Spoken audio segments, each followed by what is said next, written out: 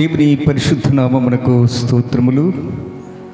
చేరి వచ్చిన దైవ జనాంగానికి మన ప్రభు మన రక్షకుడైన యేసుక్రీస్తు వారి యొక్క శ్రేష్టమైన నామములో మీ అందరికీ శుభాభివందనములు. ఈ యొక్క పరిశుద్ధ దినమున దేవుని యొక్క వాక్యాన్ని ధ్యానించుదాం రండి. దినవృత్తి 2వ కొరింథీయులకు రాసిన పత్రిక 12వ అధ్యాయము 14వ వచనము ధ్యానించుకుందాం. 2వ కొరింథీయులకు రాసిన పత్రిక 12వ అధ్యాయము 14వ వచనం. ఇదిగో ఈ మూడవసారి మీ యొద్దకు వచ్చుటకు సిద్ధముగా ఉన్నాను. వచ్చినప్పుడు మీకు భారంగా నుండను. నేను మీకు భారముగా ఉండను. మీ సొత్తును కాదు మిమ్మునే కోరుచున్నాను. పిల్లల తల్లిదండ్రుల కొరకు కాదు, తల్లిదండ్రులే పిల్లల కొరకు ఆస్తి సమకూర్చవలసింది కదా. పిల్లలు తల్లిదండ్రుల కొరకు కాదు, తల్లిదండ్రులే పిల్లల కొరకు ఆస్తి కూర్చతగినది కదా అంటాడు. దైవ జనాంగమా, ఈ మాటలు మనము ఆత్మీయ కోణములో ధ్యానించుదాం. ఈ మాటలు దేవుని యొక్క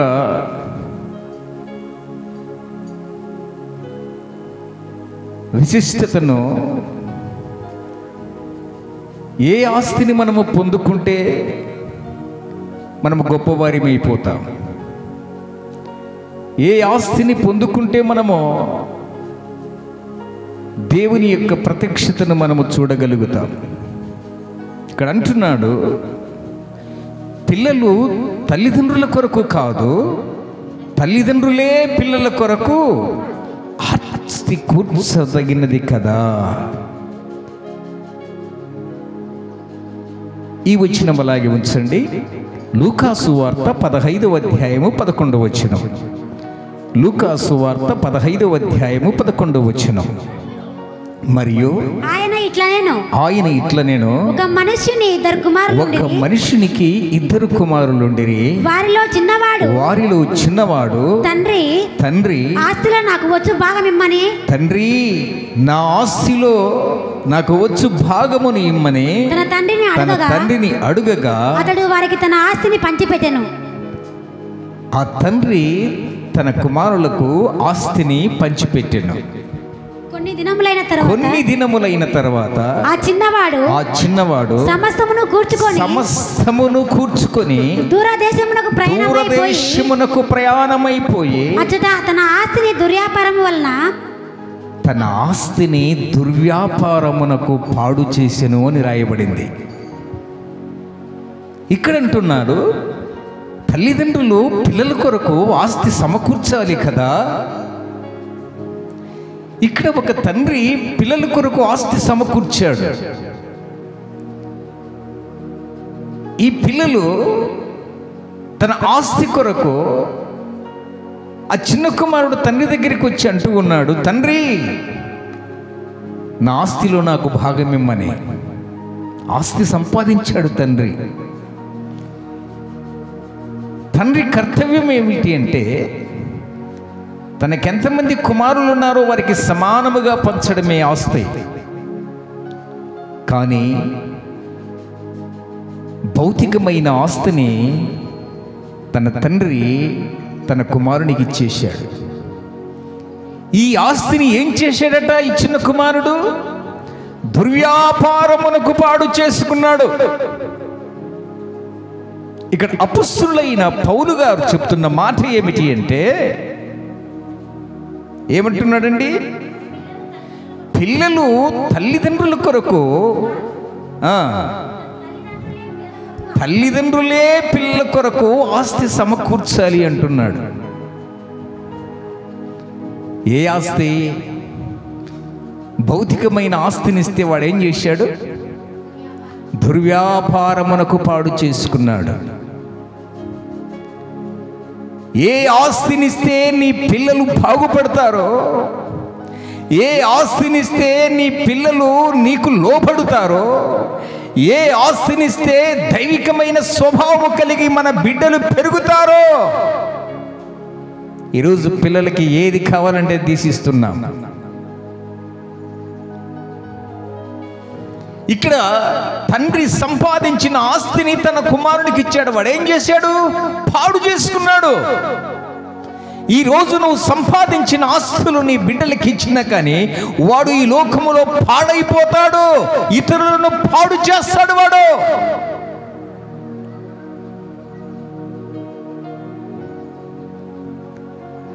మొదటి దినవృత్తాంతముల గ్రంథము 29వ అధ్యాయము 18వ వచనం.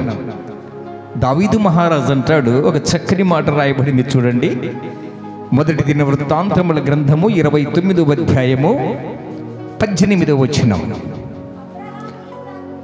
అబ్రహాము, ఇస్సాకు, ఇశ్రాయేలు అను మా పితరుల దేవా, ఇశ్రాయేలీయుల మా పితరుల దేవా యెహోవా, నీ జనులు హృదయపూర్వకంగా సంకల్పించిన ఈ ఉద్దేశము, నీ ఉద్దేశము నిత్యము కాపాడము. Praise the lord. ఇక్కడ ఏమంటున్నాడండి?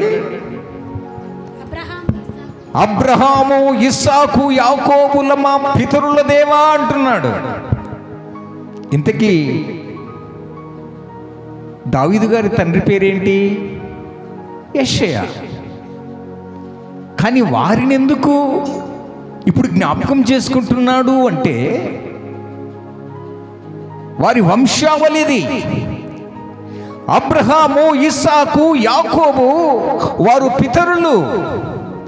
దేవునికి బలిపీఠము కట్టి దేవుని ఆరాధించిన వారు, దేవుని చేత వాగ్దానము పొందిన వారు గనుక దావీదు తన తండ్రిని జ్ఞాపకము చేసుకోక వారందరూ ఆ యొక్క సంతానములో నుంచి వచ్చారు గనుక నా తండ్రి అయిన అబ్రహాము, ఇస్సాకు, యాకోబు మా పితరుల దేవా అంటున్నాడు ఆయన. అంటే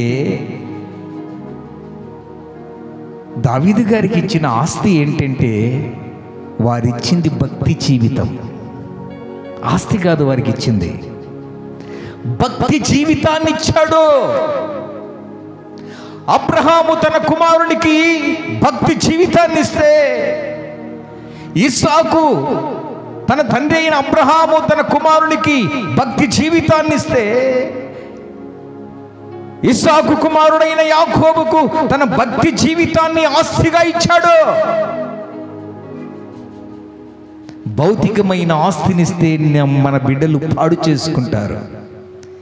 ఈ ఆస్తినిస్తే 30ంతలు 60ంతలు 100ంతలుగాను ఫలించి భూమి మీద, ప్రియులారా, ఏ తల్లిదండ్రులైతే ఆ బిడ్డకు జన్మనిచ్చారో, దావీదుకు ఏ తండ్రి ఏ తల్లి అయితే జన్మనిచ్చిందో ఇప్పుడు దావీదు కొనియాడబడుతున్నాడు. దేవుడు నా పితరుల దేవుడైన యెహోవా, అబ్రహాము దేవుడు, ఇస్సాకు దేవుడు, యాకోబు దేవుడు. మా పితరులకు ఇచ్చిన ఆస్తిని బట్టి, అయ్యా మా పితరులకు ఇచ్చిన భక్తిని బట్టి ఇప్పుడు నేను జ్ఞాపకము చేసుకుంటున్నాను అంటున్నాడు.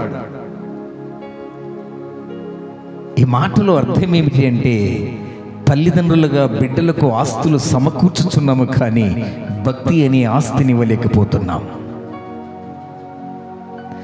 భక్తి అనే ఆస్తిని ఇవ్వలేకపోతున్నాం. ప్రార్థన అనే జీవితాన్ని ఇవ్వలేకపోతున్నాం. వాడు ఏది కావాలంటే ఇది కొనిస్తున్నాం, కానీ భక్తి జీవితాన్ని ఇవ్వకపోవడం వలన మన కుటుంబం చిన్నాభిన్నమైపోతూ ఉంది. దైవ జనాంగమా, సామెతల గ్రంథము 13వ అధ్యాయము 23వ వచనం.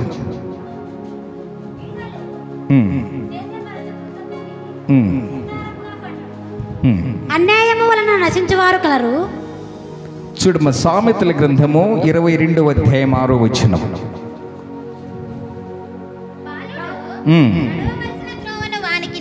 బాలుడు నడువవలసిన త్రోవను వానికి నేర్పుము. వాడు పెద్దవాడైనప్పుడు పెద్దవాడైనప్పుడు దానిలో నుండి తొలగిపోడు. ఇప్పుడు దావీదు తొలగిపోలేదు, వారి పితరులను జ్ఞాపకం చేసుకుంటున్నాడు. మా పితరులైన అబ్రహాము, ఇస్సాకు, యాకోబు మాకు ఈ భక్తి జీవితాన్ని ఇవ్వకపోతే ఆ పొలములో, ఆ కొండల్లో, లోయల్లో, ఎలుగుబండ్ల మధ్య, సింహాల మధ్య నేను గొర్రెలను కాసుకునేవాడిగానే ఉండేవదను. ఇప్పుడు వారిచ్చిన భక్తి జీవితాన్ని బట్టి దేవా, మా పితరులైన యెహోవా దేవా అని జ్ఞాపకం చేసుకుంటూ ఉన్నాడు. వారిచ్చిన ఆస్తిని జ్ఞాపకం చేసుకుంటున్నాడు. అందుకే సామెతల గ్రంథము 13వ అధ్యాయం 22వ వచనం, సామెతల గ్రంథము 13వ అధ్యాయము 22వ వచనం, మంచివాడు తన పిల్లల పిల్లలను ఆస్తికర్తలుగా చేస్తాడట. ఎవరండి? మంచివాడు. డాడీ నువ్వు ఎంత మంచివు నువ్వు డాడీ. ఒక 50,000 రూపాయలు సెల్ ఫోన్ కొంటే తండ్రిని కొనియాడుతాడు వాడు.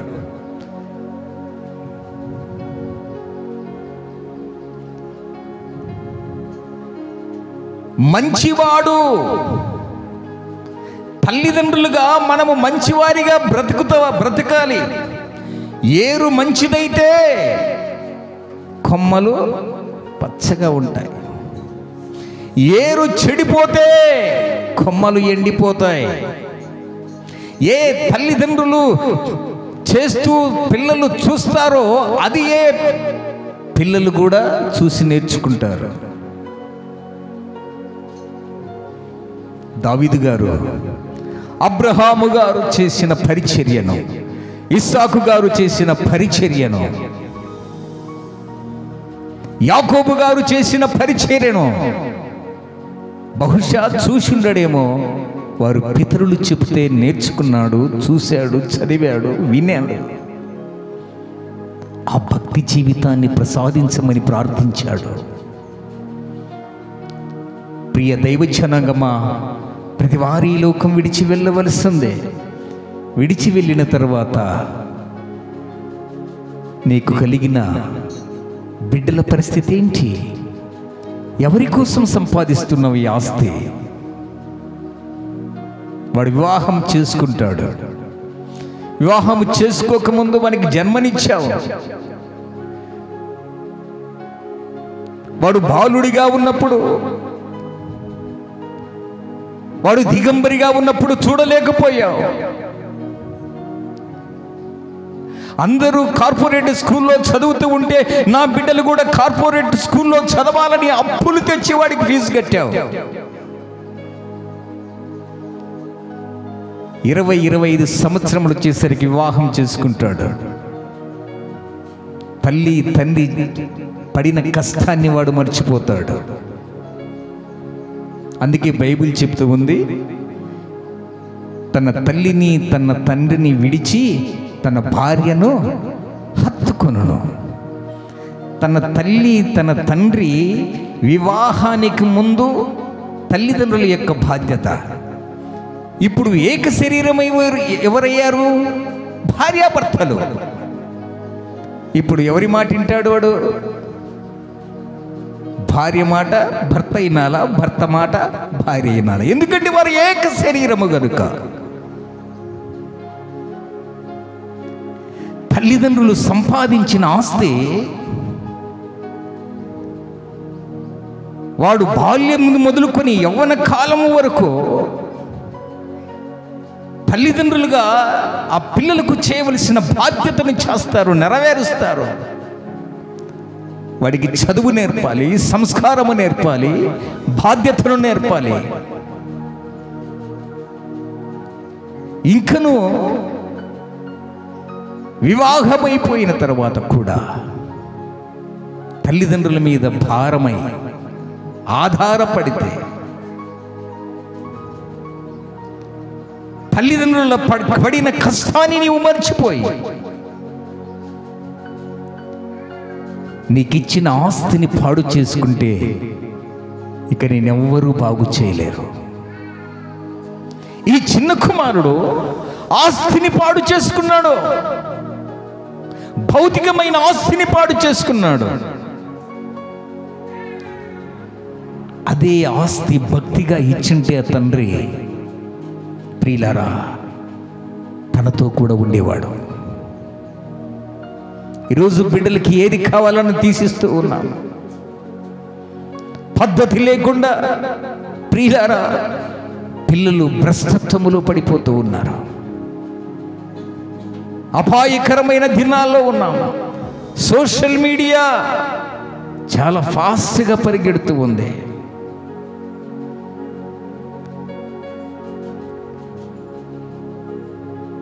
బిడ్డలు చాలా త్రోవ తప్పిపడుతూ ఉన్నారు.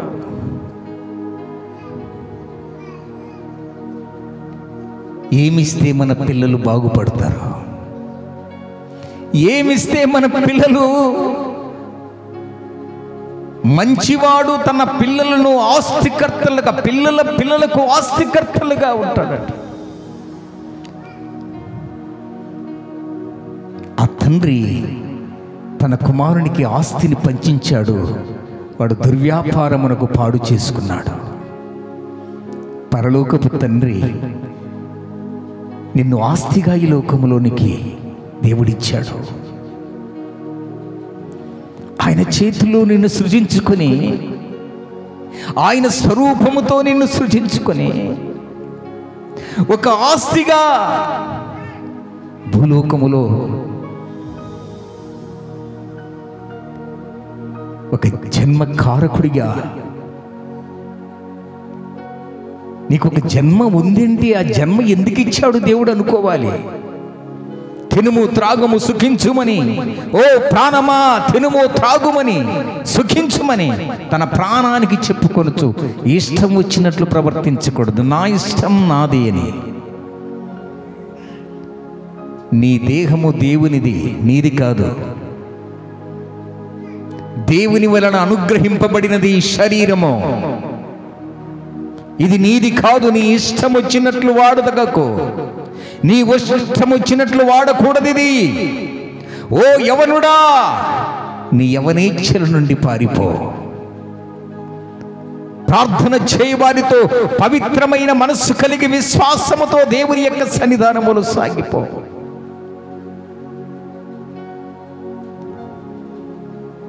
తండ్రి ఎంతగానో నీవు ఆ స్థాయిలో ఉండాలని భౌతికమైన ఆస్తిని నీకు ఇచ్చాడు. నా పిల్లలు బట్టలకు నలగకూడదు, నా పిల్లలు ధనానికి నలగకూడదు. ప్యాకెట్ మనీ కావాలి. కాలేజీకి వెళ్తే బెంగళూరు పట్టణంలో ఒక సాఫ్ట్వేర్ ఇంజనీర్ మొన్న ఒక స్టోరీ చూశా. జరిగిన కథ. వివాహమై 14 సంవత్సరాలు అయింది. ఆమెకు సంతానము లేదు. ఒక మందిరానికి వెళ్ళి ప్రార్థనాపూర్వకముగా ప్రియులారా ఆ దైవ సేవకుని యొక్క ప్రేరేపణ చేత చివరికి ప్రయత్నం చేద్దామని చర్చికి వెళ్ళింది. ప్రియులారా దేవాది దేవుడైన యెహోవా ఆమె గర్భమును తెరిచి ఆమెకు ఒక ఆడపిల్లను దేవుడు అనుగ్రహించాడు. 10వ తరగతి 11, 12 అంటే ఫస్ట్ ఇయర్ సెకండ్ ఇయర్ అక్కడే చదివారు. బీటెక్ చేర్పించాలని ప్రియులరా బెంగళూరు పట్టణమునకు వెళ్ళి అక్కడ జాయిన్ చేశారు. సంవత్సరమైంది.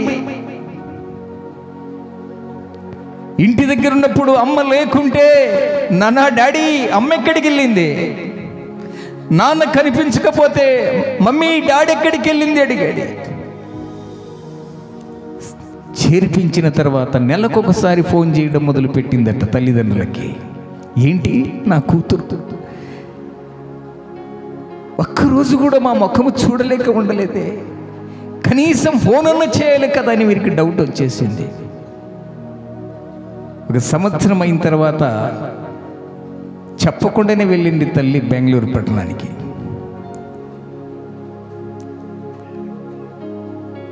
అంటే ఆ జాయిన్ చేసేటప్పుడు ఆ రూమ్ చూసింది ఆ తల్లి. డైరెక్ట్గా రూమ్కి వెళ్ళి చూసింది, ఫోన్ చేసింది బిడ్డకి, అమ్మా, నేను రూమ్ దగ్గరికి వచ్చాను, తాళాలు ఎక్కడున్నాయి? పక్కింట్లో ఇచ్చాను చూడు మమ్మీ అన్నదట. పక్కింటికి వెళ్ళి తాళాలు ఓపెన్ చేస్తే ప్రియులారా, సిగరెట్ ప్యాకెట్లు, కండోమ్స్, మత్తు పదార్థాలు, బీరు బాటలు, డైనింగ్ టేబుల్ మీద చికెన్ ముక్కలు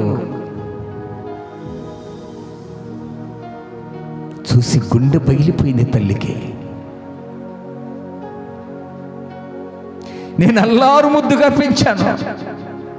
అమ్మా, నీ పరిస్థితి ఏంటి అని ఫోన్ చేస్తే, అమ్మా ఇక్కడికి వచ్చిన తర్వాత దుష్ట సాంగత్యములో పడి మీకు ఫోన్ చేయడం కూడా మర్చిపోయానమ్మా. నా స్నేహితుల వల్ల నేను ఇలా పాడైపోయాను తల్లి.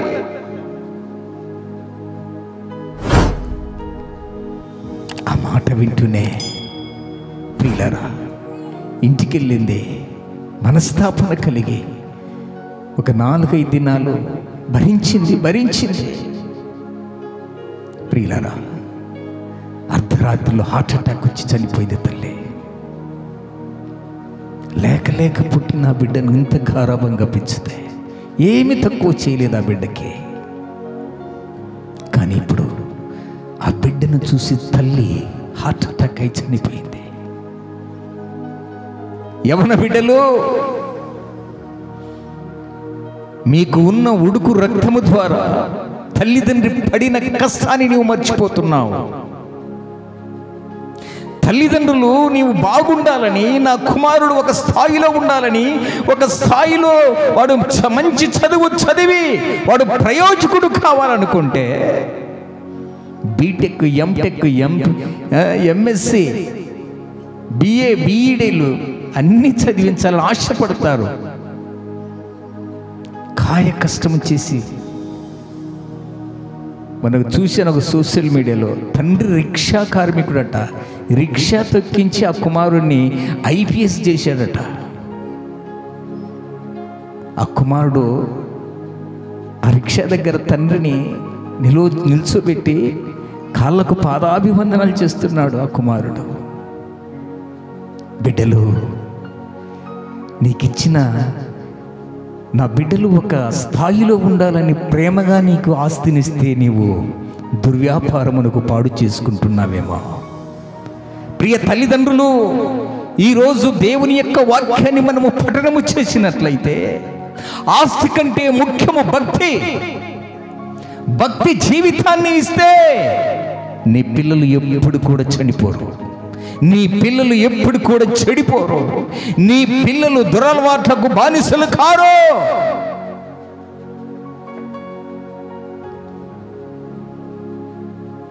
వివాహము కానంత వరకు తల్లిదండ్రుల ఆధీనములో ఉంటాడు. వివాహమైన తర్వాత వాడి యొక్క మార్పు, వాని యొక్క భవిష్యత్తు కోరేది తన భార్య. ఏమండి, షాపింగ్ మాల్కి వెళ్దామా? వెళ్దాం పదే. సినిమాకి వెళ్దామా? వెళ్దాం పదే. ఎక్కడికి రమ్మంటే ఎక్కడికి వస్తాడు భర్త. ప్రార్థనకు రా. ఒక గవర్నమెంట్ అధికారి మనకు ఆధార్ కార్డు ఏదైనా కానీ గవర్నమెంట్ నుంచి పథకాలు సాధించుకోవాలి అని అంటే మనం ఏం చేస్తామండి? నిరాహార దీక్ష చేస్తాం.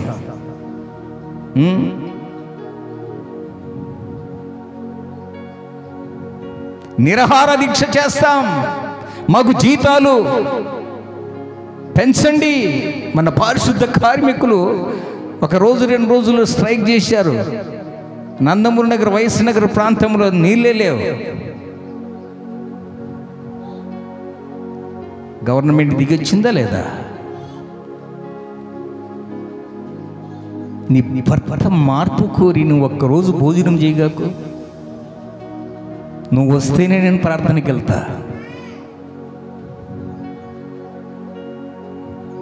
నీలో మార్పు రావాలి అంటే నీలో భక్తి రావాలి ముందు.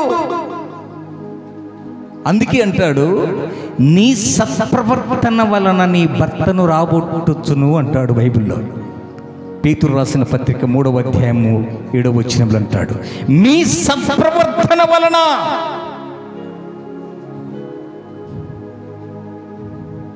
క్రీస్తునందు ప్రియ దైవజనగమా, తల్లిదండ్రులు బిడ్డలకు ఆస్తి సమకూర్చాలి అంటుంది బైబిల్. ఏ ఆస్తిని?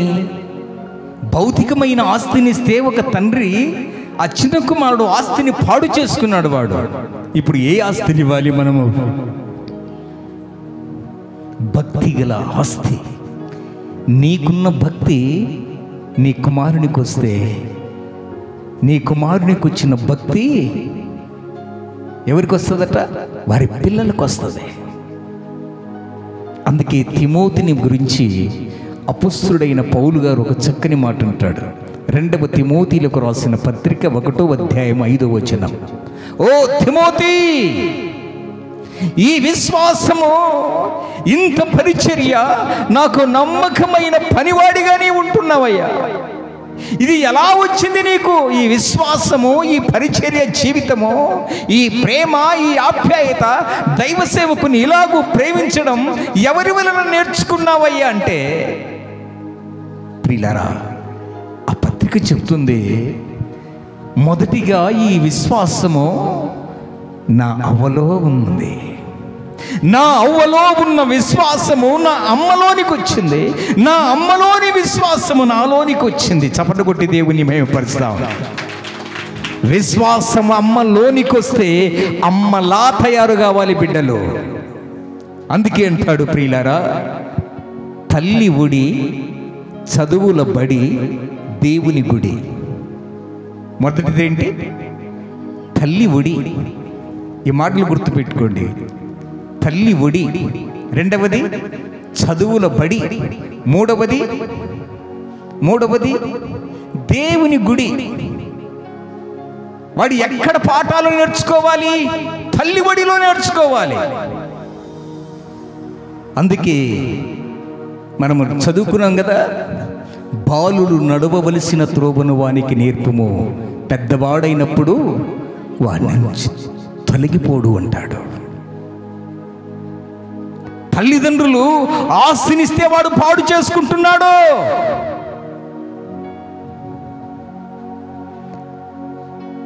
ఎవడో ప్రియులారా 1 లక్ష రూపాయల సెల్ ఫోన్ కొన్నాడని తల్లిదండ్రులను వేధించి సెల్ ఫోన్ కొన్నాడు.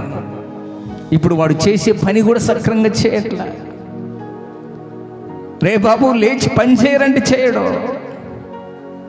ఎవరు చెడిపారు అన్నీ? తల్లిదండ్రులే. వాడు ఇష్టమైనది ఎంత కష్టపడినా కానీ వాడు ఇష్టపడినది మనం కొనిస్తున్నాం. కానీ నీకు చెడ్డ పేరు తెస్తున్నాడు.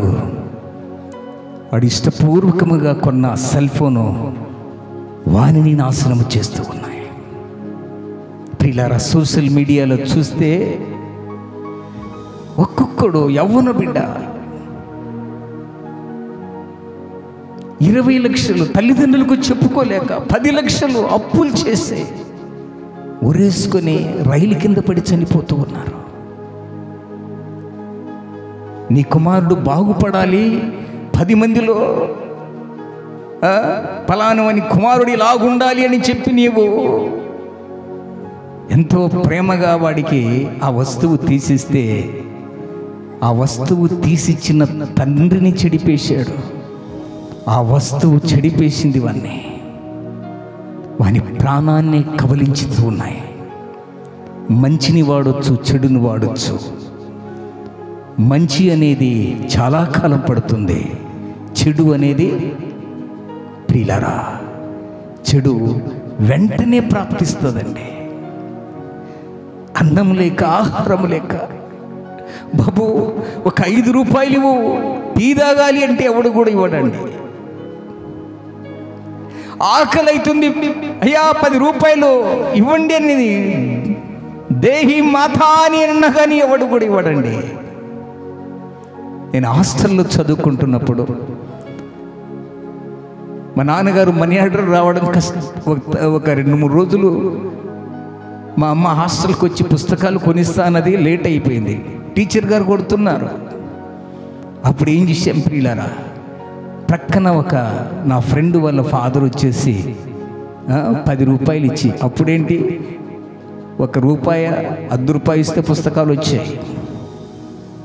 వాడు 10 రూపాయలు పెట్టుకొని జోబుల్లో అందరికీ చూపించుకుంటూ తిరుగుతున్నాడు హాస్టల్లో. వెళ్ళి అడిగాను,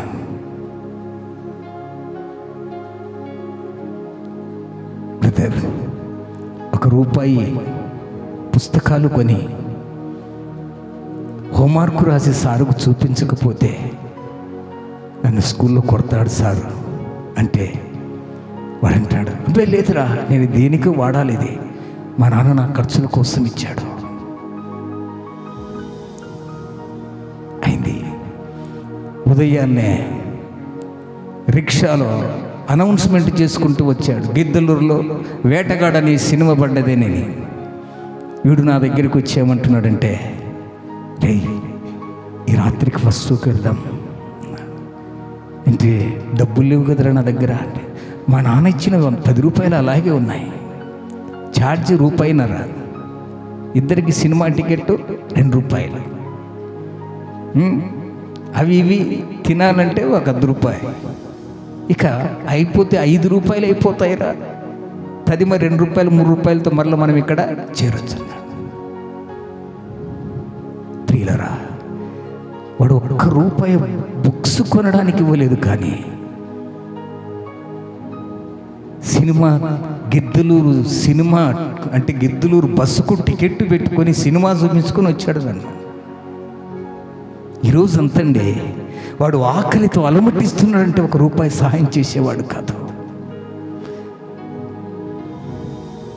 తాగి తలపట్టుకున్నదంటే వాడిని సారాయి కొట్టుకు తీసుకొని పోయే వాళ్ళు ఉన్నారు. ఆకలితో అలమటిస్తూ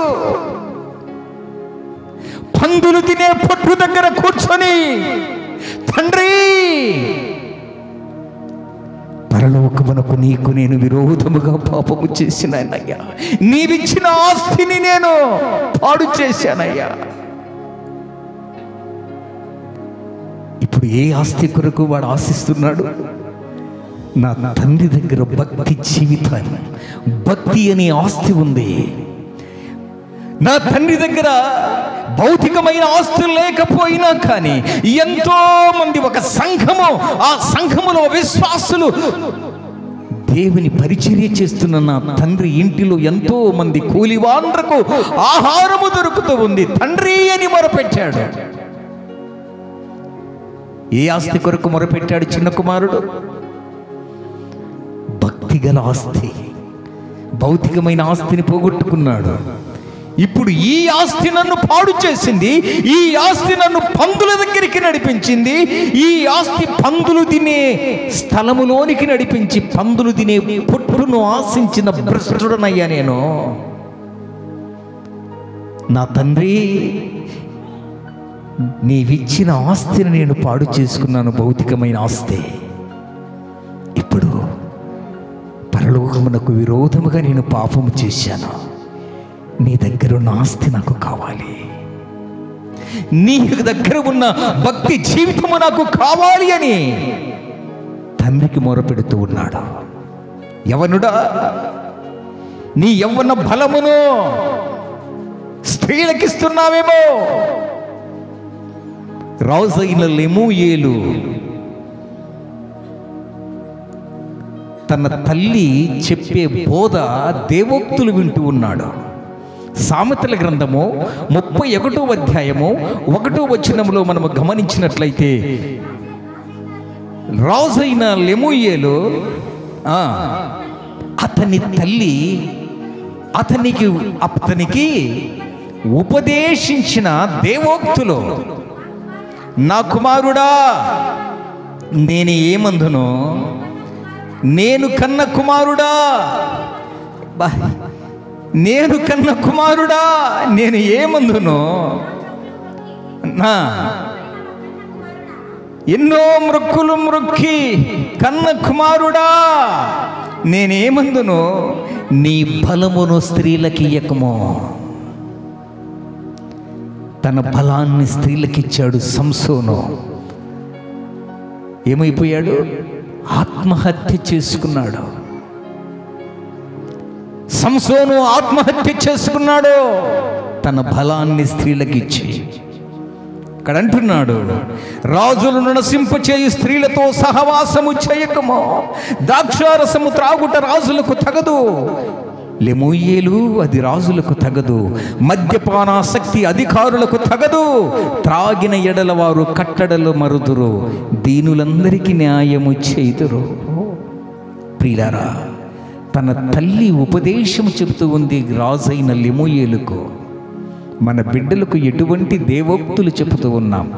రే బాబు, మేనత్ వచ్చిందిరా, కాలెత్తు, తిట్టురా, అత్తని తిట్టు, మా మీదికి కాలెత్తు, ఇది నేర్పుతుంటాం మనం. ఈ దేవోక్తులు నేర్పుతుంటాం బిడ్డలకి. క్రీస్తునందు ప్రియ దైవజనాంగమా, లెమూయేలు, రాజైన లెమూయేలుకు తన తల్లి చెప్పే హితబోధ వింటూ ఉన్నాడు. నాన్న, ఎన్నో మృక్కులు మొక్కి నిన్ను కన్నానయ్యా, నేను నా రుణము తీర్చుకోయ్యా, నాకు నీవు సన్మానించలేకపోయినా కానీ నీవు రాజువయ్యా, ఆ సింహాసనం మీద కూర్చుంటే అనేక ప్రజలు నీ వైపు చూస్తుంటారయ్యా. నిన్ను ఒక తాగుబోతుగా చూడకూడదు, ఒక వ్యభిచారిగా చూడకూడదు, ఒక జూదగాడిగా చూడకూడదు, ప్రజలకు మంచి న్యాయం అందించయ్యా అని ఒక తల్లి దేవోక్తులో తన కుమారునికి చెబుతూ ఉంది. మన బిడ్డలకి ఏం నేర్పుతున్నాం? ఏడుస్తే సెల్ ఫోన్ ఇస్తాం, ఏడుస్తే సెల్ ఫోన్ ఇస్తాం. ఇప్పుడు వాడు వయసులో ఆ సెల్ ఫోన్ తీసుకొని వాడు మూలన కూర్చుంటాడు. తల్లిని తండ్రి ఇద్దరిని మర్చిపోతున్నాడు బిడ్డ. ప్రియులారా, బైబిల్ స్టోరీస్ ఉన్నాయి పిల్లలను మారాం చేయాలంటే. అందుకే అంటాడు, నీ బిడ్డలు కూర్చుండను, నడుచుచున్నప్పుడు, త్రోవలో వెలుచు ఉన్నప్పుడు. ద్వితీయోపదేశకాండం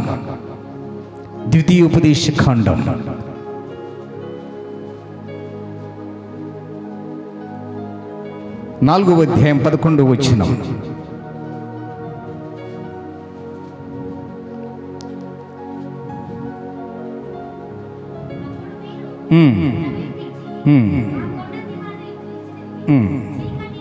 ఆరవ అధ్యాయం 6వ వచనం చదవమా. నేడు నేను మీకు ఆజ్ఞాపించు ఈ మాటలు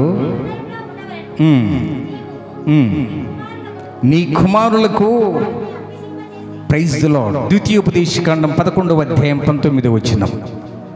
11వ అధ్యాయము 19వ వచనం.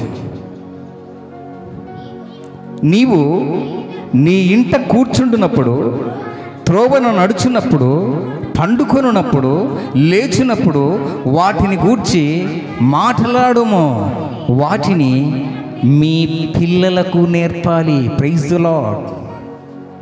కూర్చున్నప్పుడు, లేచున్నప్పుడు, నడుచున్నప్పుడు మన బిడ్డలకు నేర్పాలి. తల్లిదండ్రులు మన బిడ్డలకు ఇవ్వవలసిన ఆస్తి ఇదే, నీ భక్తి జీవితాన్ని. తిమోతిలకు రాసిన పత్రిక చదువుకున్నాం కదా, 2వ తిమోతి 1:5. ఎడతెగక నిన్ను జ్ఞాపకం చేసుకొనుచు నీ కన్నీళ్లను తలుచుకొని నాకు సంపూర్ణానందం కలుగుటకై నిన్ను చూడవలనని రేయింబగలు ఆపేక్షించుచు నీ యందున్న నిష్కపటమైన విశ్వాసమును జ్ఞాపకము చేసుకొని నా పితురాచార ప్రకారము నిర్మలమైన మనసాక్షితో నేను నిన్ను ప్రేమించుచున్న దేవుని ఎడల కృతజ్ఞుడై ఉన్నాను. ఆ విశ్వాసము ఎదుట నీ అవ్వ అయిన లోయలోను, ప్రైజ్ ది లార్డ్, నీ అవ్వ అయిన లోయలోను, నీ తల్లి అయిన యునకేలోను వసించెను. అది నీ యందు సహా వసించుచున్నదని. Praise the lord. తన తన అవ్వలో నుంచి వచ్చిన విశ్వాసము తల్లిలోనికి వచ్చింది. తల్లిలో నుంచి వచ్చిన విశ్వాసము తిమోతిలోనికి వచ్చింది. ఈరోజు ప్రియులారా, తల్లి ఒడి, చదువుల బడి కావాలి. తల్లి ఒడి దేవుని గుడిగా మారాలి. అప్పుడే మన బిడ్డలు దేవుని యొక్క సన్నిధానంలో నడుస్తారు. మోషే, యాకోబేదు తన తల్లి 3 మాసాలు తల్లి దాచింది. 3 మాసాల అనంతరము ఫరో మగబిడ్డలను చంపాలని ఆ ప్రాంతములో తిరుగుచూ ఉన్నప్పుడు 3 మాసాలు దాచింది. ఇక జమ్ము పెట్టి చేసి నదిలో వదిలేసింది.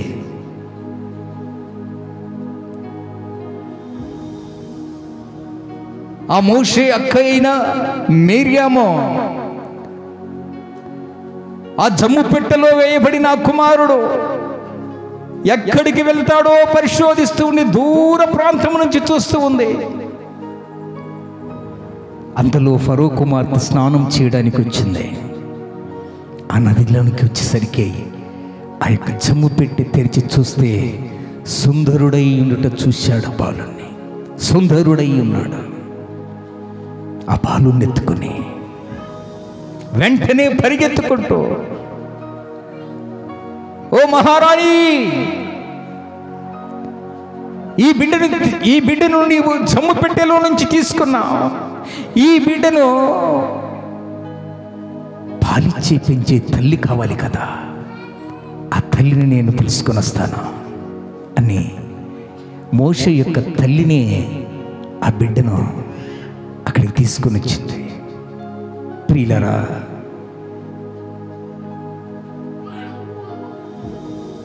మోషేను పాలతో పెంచడానికి తన తల్లి వచ్చింది. పాలిచ్చి పెంచింది తల్లి. 3 మాసాలు ఒడిలో దాచింది, కానీ పాలివ్వలేకపోయిందా తల్లి. ఇప్పుడు ఫరో యొక్క కుమార్తె ఇంటికి వచ్చి ఆ బిడ్డను చూసుకుంటూ, ఆ బిడ్డను ఆలన పాలన చూసుకుంటూ ఆ బిడ్డకు పాలిచ్చి పెంచింది. పాలిచ్చి పెంచింది. తల్లి ఒడిలో పెరిగాడు. తల్లి ఒడి పోగొట్టుకున్నా కానీ మరలా ఆ తల్లి ఒడిలోనికే వచ్చాడు మోషే. పాలతో పెంచాడు. ఐగుప్తు ప్రాంతములో ప్రియులారా అనేక సకల విద్యలు నేర్చుకొని ప్రవీణుడైపోయాడు. అంటే తల్లి ఒడి పాలతో పెంచింది. చదువుల బడి ఐగుప్తు పట్టణములో సకల విద్యలను అభ్యసింపచేశాడు. అపొస్తలుల కార్యములు 7వ అధ్యాయం 22వ వచనంలో రాయబడిన మాటను మనము గమనించినట్లయితే, మోషే సకల విద్యలను అభ్యసింపచేసుకున్నాడు.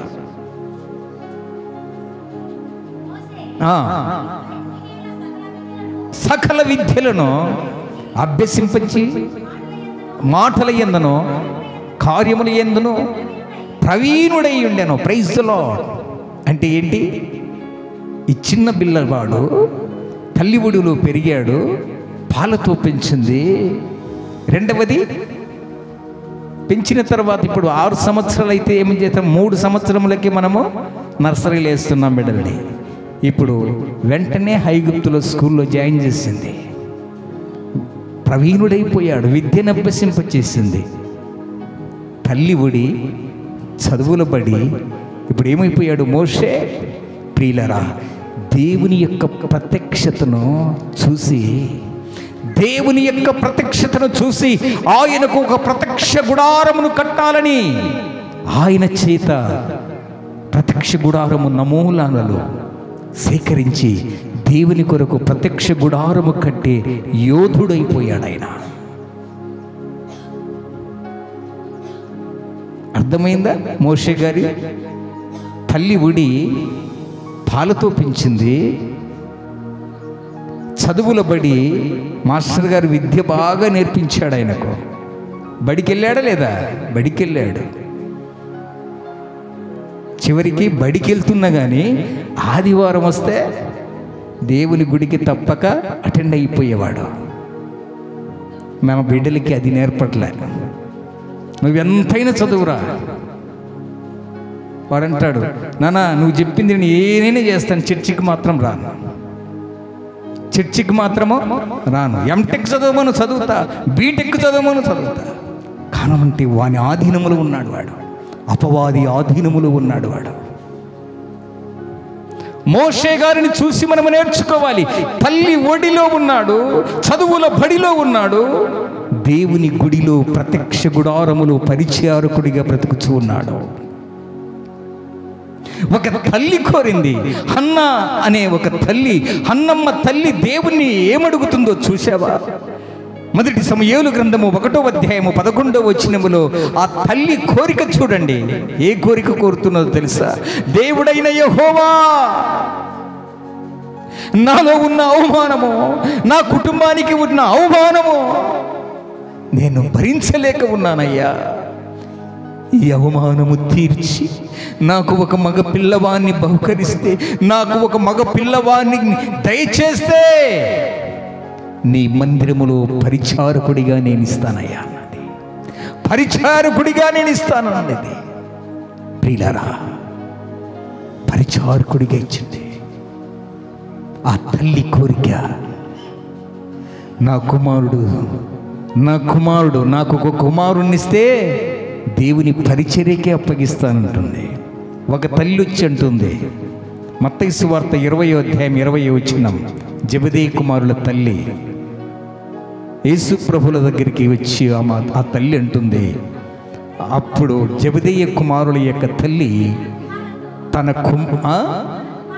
తన కుమారులతో ఆయన యొద్దకు వచ్చి, యేసు ప్రభుల వారి దగ్గరికి వచ్చి నమస్కారము చేసి ఒక్క మనవి చేయబోగా, నీవేమి కోరుచున్నావో చెప్పు తల్లి అన్నాడు యేసు ప్రభుల వారు. అప్పుడు అంటుంది ఆ తల్లి, అయ్యా చదువు, అందుకామె నీ రాజ్యమందు నా 2 కుమారులు, ఒకడు కుడి పక్కన ఒకడు ఎడం ప్రక్కన. బా, ఆ తల్లి కోరిక చూడండి. రే బాబు, ఇదో ఈ తూర్పు నుండే స్థలము నీదే, ఈ పడమ నుండే స్థలము నీదే, అక్కడ 2 అఫ్టర్లు ఉన్నాయి కదా, అది నీ బిడ్డలకు. ఏమిస్తున్నాం మనం? ఆస్తులు ఇస్తున్నాం. ఆ తల్లి కోరిక చూడండి. దేవా, నీ రాజ్యములో, నీ రాజ్యం వచ్చినప్పుడు నాకొక్కటే కోరికయ్యా, కుడి ప్రక్కన ఒకడు ఎడం ప్రక్కన ఒకడు ఆ సింహాసనం ప్రక్కన కూర్చుని ఉంటే చూడాలని ఆశ ఉందయ్యా. ఎంతమంది తల్లిదండ్రులకు ఉందండి, నా బిడ్డ ఆదివారము దేవుని యొక్క మందిరములో ఉండాలని ఎంతమంది అపేక్షిస్తున్నారు, ఎంతమంది ఆశపడుతూ ఉన్నారు. వాడు బీటెక్ పాస్ అయితే పార్టీలు చేసుకుంటున్నావు, వాడు ఎంటెక్ పాస్ అయితే పార్టీలు చేస్తున్నావు.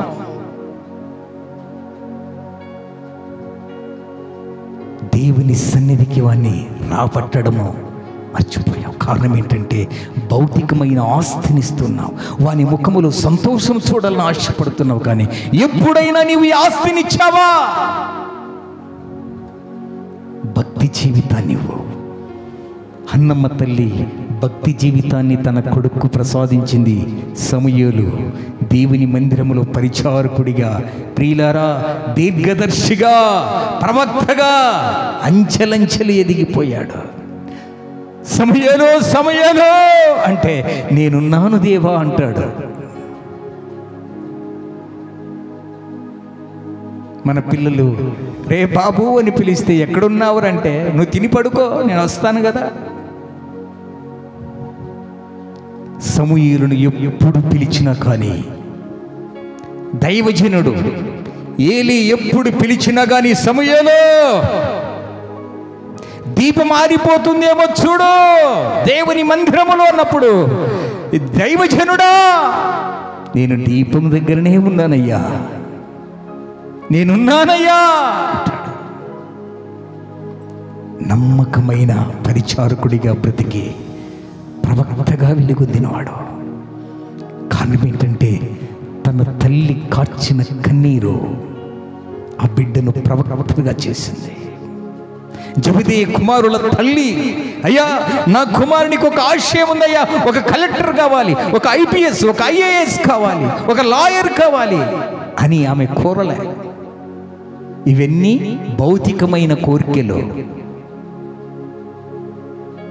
వాడు కలెక్టర్ అయి నిన్ను ఉద్ధారం చేసేవాడు కాదు. వాడు ఐఏఎస్ అయి నీకు ఐపీఎస్ అయి నిన్ను ఉద్ధారం చేసేవాడు కాదు.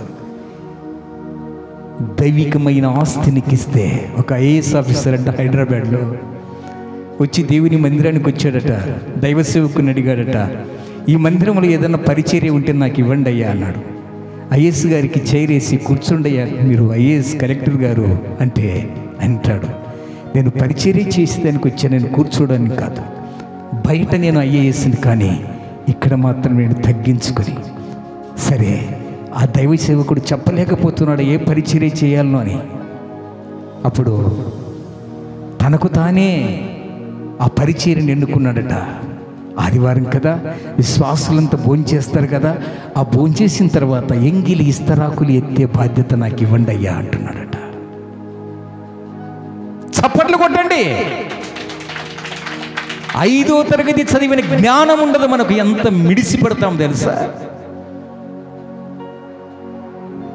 ఐఏఎస్ కలెక్టర్ దేవుని మందిరములో వచ్చి పరిచర్య చేయడానికి తహతహలాడుతున్నాడట. కలెక్టర్ గారు, మీరు ఈ మందిరంలో ఏ పరిచర్య చేస్తారయ్యా అంటే అని అన్నట్ట, నేనే కోరుకుంటాను దైవజనుడా, ఇది మాత్రము కాదనకూడదు అన్నాడు.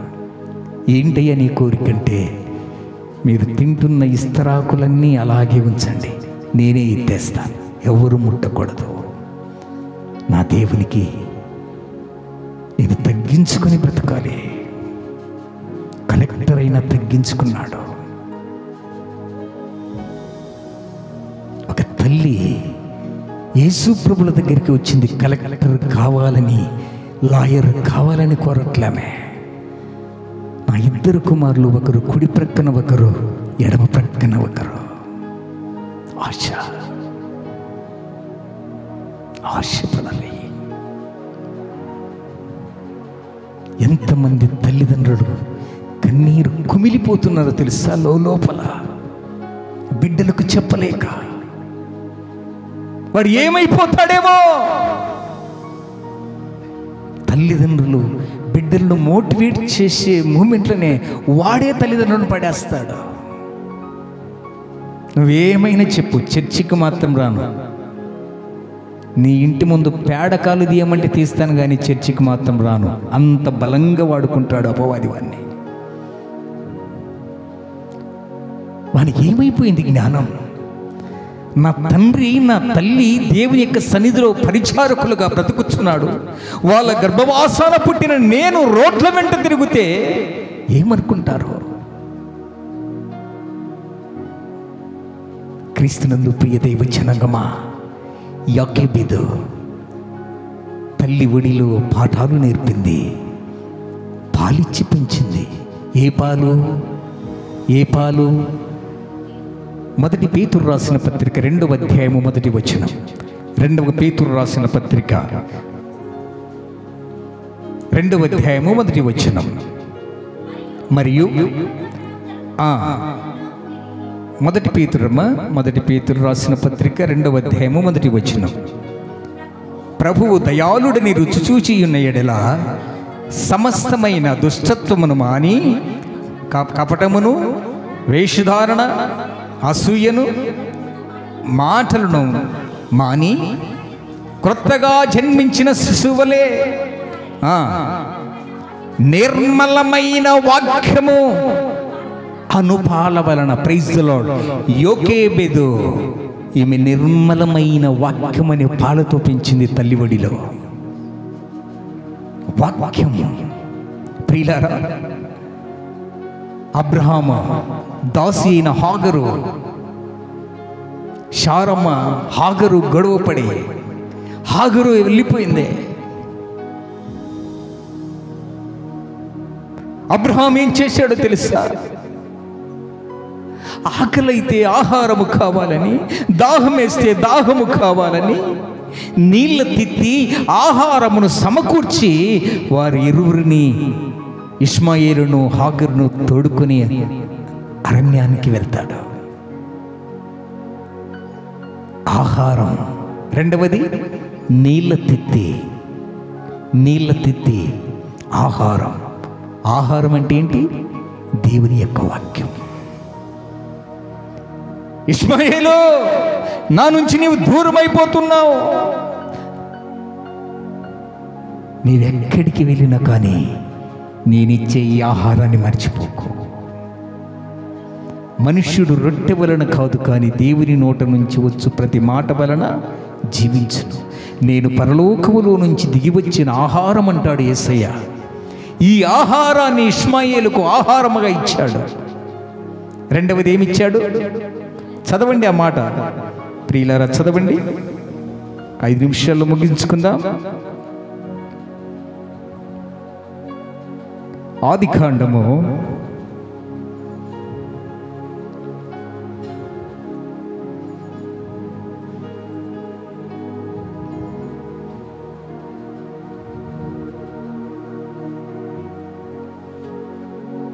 17వ అధ్యాయము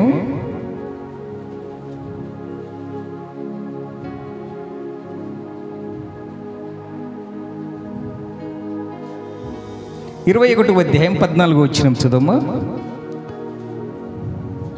కాబట్టి తెల్లవారినప్పుడు అబ్రహాము లేచి ఆహారమును నీళ్ళ తిత్తిని తీసుకుని ఆ పిల్లవానితో కూడా, ప్రైజ్ ది లార్డ్, ఆహారము నీళ్ళ తిత్తి అంటే ప్రియులారా దేవుని యొక్క వాక్యాన్ని కానుకగా ఇచ్చాడు తన కుమారునికి.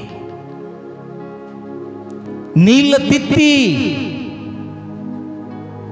ఆహారమును.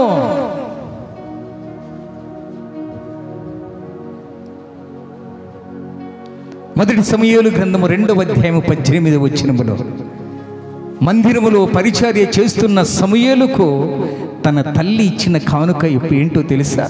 సంవత్సరమునకి ఏడాదికి ఒక్కసారి బాలుడైన సమూయేలు నారుతో నేయబడిన ఏఫోదును ధరించుకొని యెహోవాకు పరిచర్య చేయుచుండెను. వాని తల్లి వానికి చిన్న అంగి ఒకటి కుట్టి, ఎప్పుడండి? సంవత్సరానికి ఒక్క అంగి అంట. మనం సంవత్సరానికి ఎన్ని జతలు కొంటామో ఆ తల్లి సంవత్సరానికి ఒక అంగి కుట్టించుకొని తన కుమారునికి కానుకగా ఇచ్చేదట.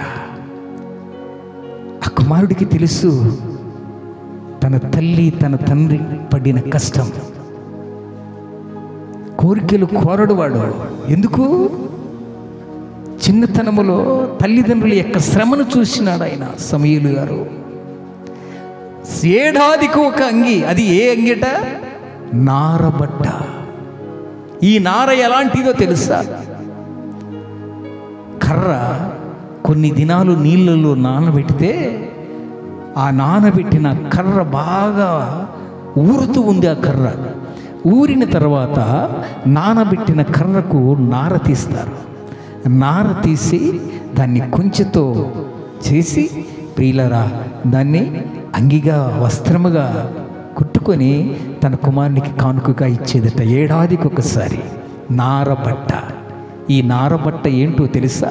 ప్రకటన గ్రంథంలో రాయబడిన మాట ఏమిటో తెలుసా? ఈ నారబట్ట పరిశుద్ధుల నీతి క్రియలు అంటాడు. పరిశుద్ధుల నీతి క్రియలు. నీతి ఎవరిచ్చారు ఈయనకు? సమూయేలుకు తన తల్లి.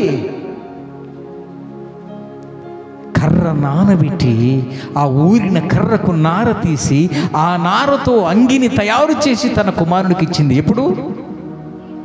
వారానికి ఒకటే? ఏడాదికి ఒక్కసారి. ఏడాదికి ఒక్కసారి తన కుమారుని దర్శించుకొని నా కుమారుడు ఎక్కడ ఉన్న దేవుని యొక్క సన్నిధానంలో పరిచారకుడుగా బ్రతుకుతాడన్న ఆశతో బ్రతికింది ఆ తల్లి. క్రీస్తునందు ప్రియ దైవ జనాంగమా, కర్ర దేనికి సాదృశ్యమో తెలుసా? యాకోబు అంటాడు, నా తండ్రి ఇంట నుంచి నేను చేతి కర్రతో బయలుదేరానంటాడు. చేతి కర్ర వాగ్దానానికి గుర్తు. ఈరోజు వాక్కును దానముగా ఇవ్వాలి మన పిల్లలు. వాక్కును దానముగా ఇస్తే మన పిల్లలు చెడిపోరు. వాక్కును దానముగా ఇస్తే మన పిల్లలు తప్పిపోరు. వాగ్దానమును దేవుడు మనకిచ్చిన ఈ వాగ్దానాన్ని మన బిడ్డలకు కూడా ఇస్తే ఎప్పుడు కూడా తప్పిపోరు. క్రీస్తునందు ప్రియ దైవ జనాంగమా, యాకోబేదో తల్లి ఒడిలో పెరిగాడు మోషే, చదువుల బడిలో పెరిగాడు మోషే. ఇప్పుడు దేవుని గుడిలో పరిచారకుడిగా బ్రతుకుతూ ఉన్నాడు. ఈరోజు మన బిడ్డలు కూడా పరిచారకులుగా బ్రతకాలి అని అంటే మొట్టమొదటిగా నీ ఒడి. తిమోతి యొక్క అవ్వలో ఉన్న విశ్వాసము తన అమ్మలోనికి వచ్చింది. అమ్మలో విశ్వాసము, అయ్యలోని విశ్వాసం రాయలే బైబిల్లో. అమ్మలోని విశ్వాసం, ఎందుకంటే పాలిచ్చేది నీవే. ఆ చక్కని ఆ చల్లని ఒడిలో బిడ్డ దాచుకున్నప్పుడు ప్రియులారా, ఆలోచనలు ఇవ్వాలన్నా, మంచి నడత నేర్పాలన్నా, కూర్చున్నప్పుడు, లేచినప్పుడు, పడుకుంటున్నప్పుడు నేర్పవలసింది తల్లి. తల్లి ఒడి బాగుంటే చదువుల బడి కూడా బాగుంటుంది. చదువుల బడిలో ఎక్కడ తప్పిపోడు. చదువుల బడిలో ఎక్కడ వాడి రిమార్కే ఉండదు, తప్పిపోడు, దుష్ట సాంగత్యములో ఉండడు. ఎందుకంటే నడవవలసిన త్రోవ తన తల్లి నేర్పింది గనుక. చక్కగా వస్తే ఆదివారము దేవుని గుడికి వస్తాడు, చదువుల బడికి వెళ్తాడు, తల్లి దగ్గర ఏమంటే నేర్చుకుంటాడు. ప్రియ దైవజనాంగమా, నీవు బిడ్డలకు ఏమేమో చెప్పి సెల్ ఫోన్ ఇచ్చి వాళ్ళను మారం చేస్తున్నావేమో. ఈ దినము నుంచి సెల్ ఫోన్లో కావలసిన బైబిల్ కార్టూన్స్ ఉంటాయి, నీతి కథలు ఉంటాయి, మహారాజులు వాళ్ళు చేసిన యుద్ధాలు, అటువంటి అన్నీ, జలప్రలయం గురించి, నోవాహు కాలం గురించి, అబ్రహాము చరిత్ర, దావీదు చరిత్ర ఎన్నో ఉన్నాయి. వాడు నిద్రపోకుంటే ఇలాంటి స్టోరీ చెప్పి నిద్రపుచ్చు. ఒంటరిగా నీ బిడ్డ నిడిస్తే ఇప్పుడు ఎలాగున్నదంటే కాలము అంత్య దినాలు, అపాయకరమైన దినాల్లో ఉన్నాం. నిన్ను ఆశించడు. రే బాబు ఎక్కడ కూర్చున్నావురా అంటే వాడు కనపడ్డు. వాడు దాగుకొని కూర్చుంటున్నాడు. ఇప్పుడు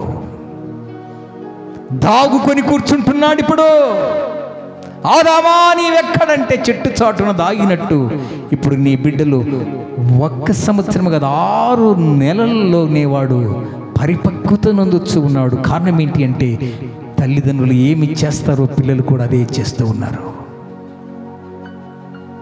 దైవజనాంగమా, భౌతికమైన ఆస్తినిస్తే పిల్లలు పాడు చేసుకుంటారు. భక్తి అనే ఆస్తినిస్తే మన బిడ్డలు తల్లిదండ్రులకు మంచి పేరు. మంచివాడు తన పిల్లలను ఆస్తికర్తలుగా చేస్తాడు. మంచివాడని ఎప్పుడు అనిపించుకుంటావు నువ్వు? ఎప్పుడు అనిపించుకుంటావు? వాడు కోరిందల్లా తీసేసింది కాదు, కనీసం వాడికైనా కృతజ్ఞత ఉండాలి కదా. నా తండ్రి కష్టపడి నేను కోరిందల్లా తీసేస్తున్నాడు, కనీసం వారి కోరికైనా నేను నెరవేర్చాలి కదా అనుకుంటాడా? అనుకోడు. నీ త్యాగాన్ని, నీ కష్టాన్ని, నీ ఫలితాన్ని మర్చిపోతూ ఉన్నారు మన బిడ్డలు. దైవజనగమా, నేను ముగిస్తూ ఉన్నాను. ఈ మధ్యాహ్న కాల సమయంలో యాకోబు తల్లి ఒడిలో పాఠాలు నేర్పింది, పాలిచ్చి వాక్యం అనే పాలతో పెంచింది కనుక చదువుల బడికి వెళ్ళినా కానీ ప్రవీణుడైపోయాడు. విద్య అభ్యాసములో ప్రవీణుడైపోయాడు.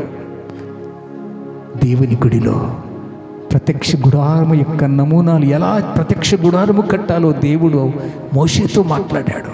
అంత గొప్ప నాయకుడైపోయాడు, అంత గొప్ప ప్రవక్త అయిపోయాడు, అంత గొప్ప దైవజనుడైపోయాడు. ఈరోజు దేవుని గుడికి రావాలంటే నీ ఒడి బాగుండాలి.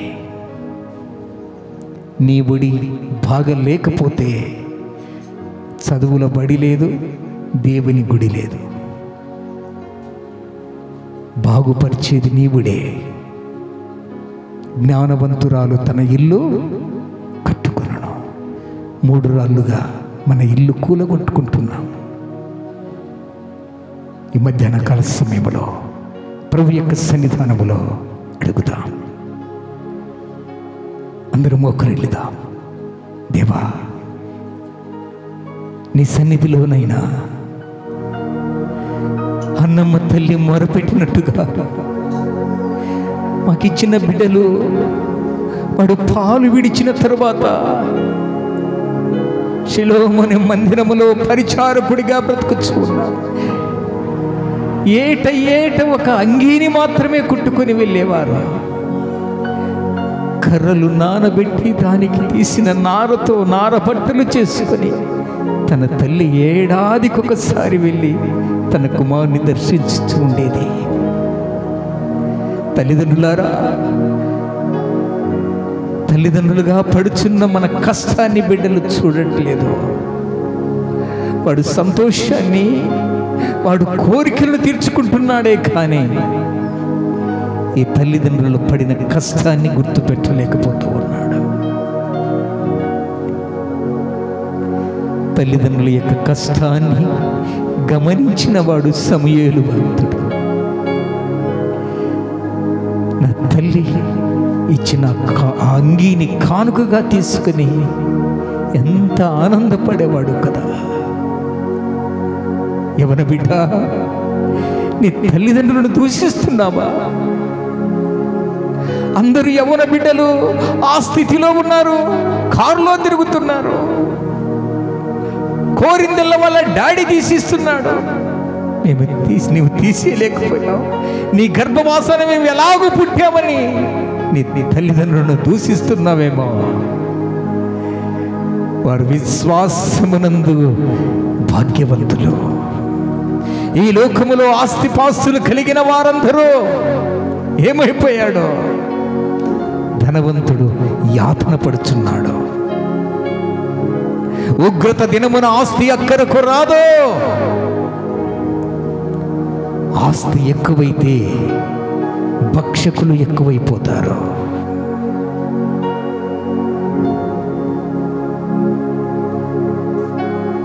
ప్రియులారా,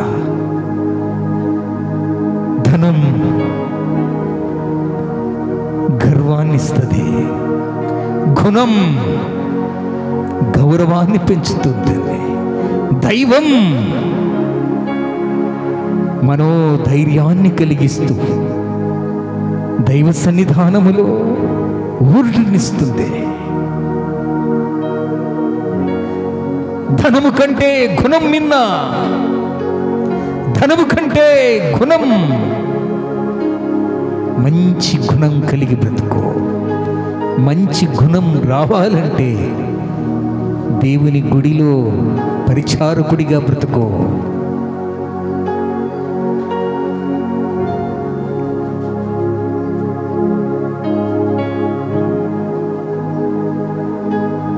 ఈ మధ్యాహ్న కాల సమయంలో దేవా, నీ పాద సన్నిధానములో మేము ఆస్తికర్తలుగా చేయాలని ఆశపడుతున్నామయ్యా. ఇది భూ సంబంధమైనది, భౌతికమైన సంబంధమైనది. అయితే అపస్సులైన పౌలు గారు చెప్పే నిర్వచనం ఏంటో మేము ఆత్మీయంగా ఆలోచించేస్తున్నామయ్యా. భౌతికమైన ఆస్తినిచ్చినప్పుడు వాడు దుర్వ్యాపారమునకు పాడు చేశాడు. ఆ ఆస్తిని గూర్చి అందరూ ఆలోచన చేస్తారు ఈ భూలోకములో. కానీ పరలోకములో ఉన్న ఆస్తి వేరయ్యా. తల్లిదండ్రులుగా మేము ఆత్మీయ ఆస్తిని, ఆధ్యాత్మికముగా నీ సన్నిధిని కోరుచున్నామయ్యా. ఆ ఆస్తిని, భక్తి అనే ఆస్తిని, ప్రార్థన అనే జీవితాన్ని, విశ్వాసం అనే జీవితాన్ని మా బిడ్డలకి ఇవ్వాలని ఆశపడుతున్నా. ఈ ఆశ ఫలించాలని ఆశపడుతూ నిన్ను ఘనపరచు, నిన్ను కీర్తిస్తూ, నిన్ను మొరపెట్టుచు యేసు ప్రభువు నీ పరిశుద్ధమైన నామమున ప్రార్థించి అడిగి వేడుకొని నీ మేలులు పొందుచున్నాము తండ్రి.